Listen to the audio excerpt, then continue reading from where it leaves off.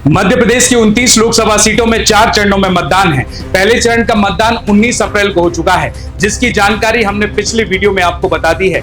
अगर आपको जानकारी नहीं मिली है तो डिस्क्रिप्शन बॉक्स में मैंने लिंक दी है, आप उस पर क्लिक करके जानकारी ले सकते हैं। अभी हम दूसरे चरण के मतदान की बात करेंगे।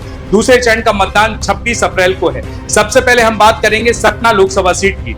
सतना लोकसभा सीट पर भारतीय जनता पार्टी के उम्मीदवार गणेश सिंह कांग्रेस और बसपा के बीच मुश्किल में फंसते दिख रहे हैं। बसपा के नारायण त्रिपाठी ने ब्राह्मण वोटों का गणित गड़बड़ा दिया है। गणेश सिंह ब्राह्मण वोटों को हासिल करने के लिए जोड़ तोड़ कर रहे हैं। 2019 में कांग्रेस की टिकट पर लोकसभा चुनाव लड़ने वाले राजाराम त्रिपाठी को भारतीय जनता पार्टी में शामिल कर डैमेज कंट्रोल करने की कोशिश हुई है। सतना लोकसभा सीट में गणेश सिंह से ये सवाल भी पूछा जा रहा है कि उन्होंने 20 साल के संसदीय कार्यकाल में क्षेत्र के लिए क्या किया है। इसके अलावा गणेश सिंह पर अपने ही परिवार को आगे बढ़ाने का भी आरोप लग रहा है। और खास बात यह है कि विधानसभा चुनाव के दौरान प्रधानमंत्री मोदी की सतना में रैली के बावजूद भी गणेश सिंह यहां पर चुनाव हार गए थे।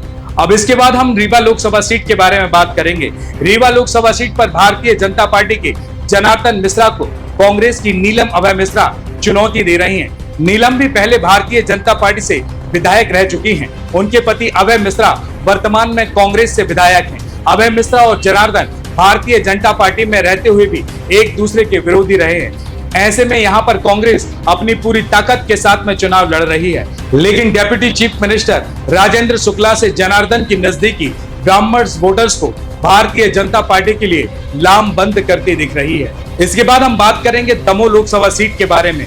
दमोह लोकसभा सीट पर भारतीय जनता पार्टी के राहुल लोधी कांग्रेस के तरवर सिंह लोधी के बीच जबरदस्त टक्कर नजर आ रही है।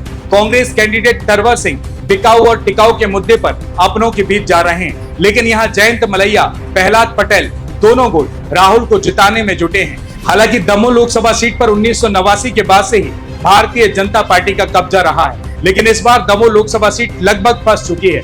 अब चुनावी परिणाम में क्या होगा ये तो 4 जून को ही पता चलेगा। इसके बाद हम बात करेंगे खजुराहो लोकसभा सीट के बारे में। खजुराहो लोकसभा सीट पर भारतीय जनता पार्टी के प्रदेश अध्यक्ष बीडी शर्मा की राह आसान है। बीडी के सामने 15 अप्रैल तक कोई उम्मीदवार मैदान में नहीं था। अब कांग्रेस और सपा ने फॉरवर्ड ब्लॉक के राजा भैया प्रजापति को अपना समर्थन दिया है। यहाँ समाजवादी पार्टी के उम्मीदवार मीरा यादव का नामांकन खारिज कर दिया गया था। इसके बाद एक नजर टीकमगढ़ लोकसभा सीट पर डालते हैं। टीकमगढ़ लोकसभा सीट पर मौजूदा सांसद वीरेंद्र कुमार के सामने कांग्रेस के पंकज अहिरवार एकदम नया चेहरा है। यहाँ अहिरवार वोटर्स की संख्या 4 लाख से ज्यादा है, लेकिन कांग्रेस को इसका सीधा फायदा मिलता नजर नहीं आ रहा है। इसके बाद एक नजर होशंगाबाद लोकसभा सीट पर।